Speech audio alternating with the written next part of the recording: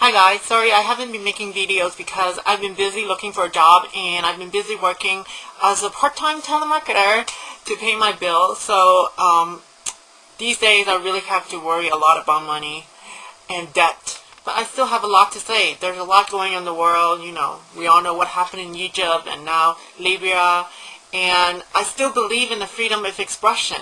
Just the other day at work, I decided to say something against a coworker who casually said some homophobic things and think that no one would challenge them.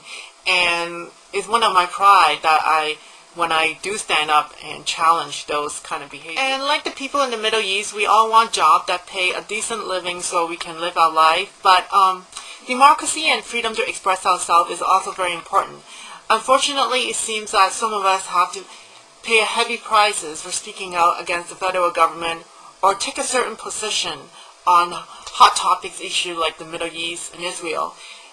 It seems obvious now that the International Cooperation Minister, Beth Oda, from the Harper government decided to cut funding to a Christian church-backed foreign aid agency because of his position against Israeli occupation. The Conservative government is asking also public officials to rename the Government of Canada to the Harper government. And we recently learned that the Immigration Minister is using his office title to fundraise money to win over traditionally socially conservative ethnic minorities in the next election, which will be pretty soon probably. There are many other instances, such as the suspension of Parliament, that has me worried about the state of our democracy under the Harper government.